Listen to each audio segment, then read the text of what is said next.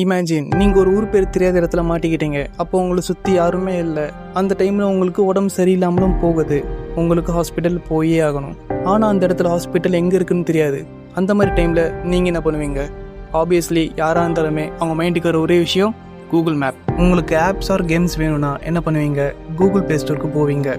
ஃபோட்டோஸ்க்கு Google photo, மீட்டிங்க்கு Google meet, ஃபைலுக்கு drive, Google one, Chrome, calendar, assistant, ஜெமினாயிலேருந்து payment மெத்தடுக்கு ஜிபே வரைக்கும் கூகுளோட ஆட்சி தான். இவ்வளோ ஆப்ஸை மேனேஜ் பண்ணுற கூகுள் கண்டிப்பாக மேசிவ் அமௌண்ட் ஆஃப் டேட்டாவை ஃபேஸ் பண்ணும். அவங்க எப்படி அதை ஸ்டோர் பண்ணுவாங்க, அவங்க எப்படி நம்ம மெசேஜை ப்ராசஸ் பண்ணுவாங்க, இதெல்லாம் பற்றி தான் பார்க்க போகிறோம். ஸோ வெல்கம் டு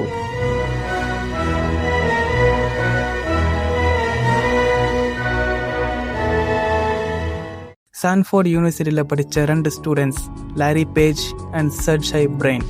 இவங்க தான் கூகுள் அஃபிஷியலாக செப்டம்பர் 4, 1998 அன்னைக்கு உலகத்துக்கு கொண்டு வந்தாங்க.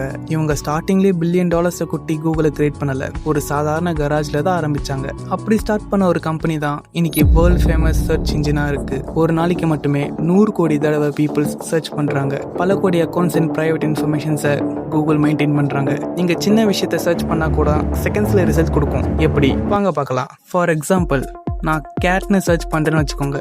நம்ம ஃபோன் எடுத்த உடனேலாம் கூகுளுக்கு அனுப்பாது. அது ஃபர்ஸ்ட் நம்ம சர்ச் பண்ண விஷயத்த டேட்டா பேக்கெட்டாக கன்வெர்ட் பண்ணும். அப்புறம் டவர் வழியாக ஐஎஸ்பிக்கு அனுப்பும். ப்ரோ, ஐஎஸ்பினா என்ன?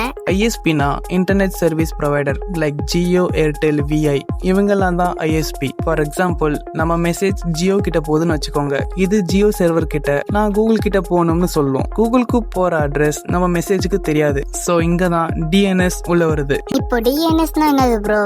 டிஎன்எஸ்னா domain name system. Jio server DNS server கிட்ட ரிப்போர்ட் பண்ணும். டிஎன்எஸ் நம்ம மெசேஜை ட்ரூவா ஃபேக்கான செக் பண்ணிட்டு அப்புறம் கூகுளோட அட்ரஸை கொடுக்கும். அந்த அட்ரஸை தான் நம்ம ஐபி அட்ரஸ்ன்னு சொல்லுவோம். அந்த அட்ரஸ் எடுத்துக்கிட்டு நம்ம மெசேஜ் கடல் வழியா ஃபாஸ்டா டிராவல் ஆகும். எந்த அளவுக்குனா லைட் ஸ்பீட் அளவுக்கு டிராவல் ஆகும். வெயிட், கடல் வழியா எப்படி டிராவல் ஆகும்? கரெக்ட். அதுக்கு தான் ஃபைபர் ஆப்டிக்கல் கேபிள் இருக்கு. இந்த கேபிள்ஸ் டேட்டாவை லைட் ஸ்பீட்ல அனுப்பும். அடேங்கப்பா.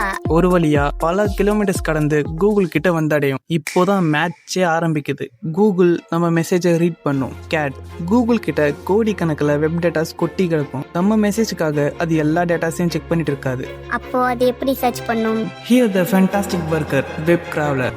இந்த வெப் டிராவலர் கிடைக்கிற ஃப்ரீ டைம்ல கோடிக்கணக்கான வெப் டேட்டாஸை இண்டெக்ஸிங்கா பண்ணி வச்சுக்கும். இண்டெக்ஸிங்னா அடையாளம் வைக்கிற மாதிரி. ஃபார் எக்ஸாம்பிள், உங்ககிட்ட சயின்ஸ் புக் இருக்கு. அதுல உங்களுக்கு கிராவிட்டி லெசன் வேணும்.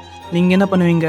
ஒரு பேஜாவை செக் பண்ணுவீங்க. ஒரு இடையே இண்டெக்ஸ் பேப்பரில் போய் பார்ப்பீங்களே, கிராவிட்டி பேஜ் நம்பர் 47, 48, 49 ஓகே அப்படின்னு சொல்லிட்டு கிளாரிஃபை பண்ணுவீங்களே. சேம் அதே கான்செப்ட் தான் இங்கேயும் ஒர்க் ஆகுது.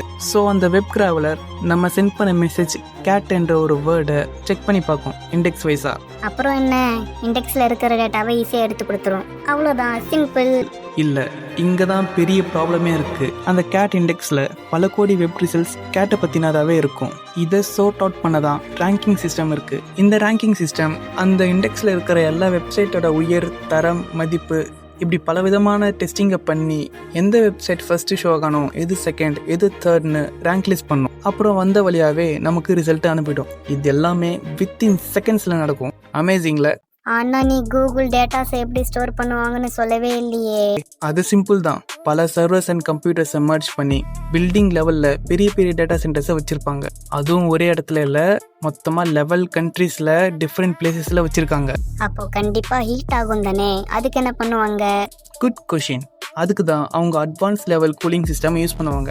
Like air cooling system, liquid cooling, AI driven கூலர்னு பல விதமான கூலிங் சிஸ்டம்ஸை வச்சுருப்பாங்க. அதுக்காக தனியாக மேனேஜ்மெண்ட்டும் இருக்குது. So in end of the video நம்ம என்னென்னலாம் கற்றுக்கிட்டோம்னா, ISP, DNS, fibre optical cable, web traveller, indexing, ranking system, data centre and its cooling methods, இதெல்லாமே நம்ம பார்த்தோம். ஸோ இந்த மாதிரி பேசிக் சயின்ஸை தெரிஞ்சுக்க நம்ம சேனலை ஃபாலோ பண்ணிக்கோங்க. வரட்டா?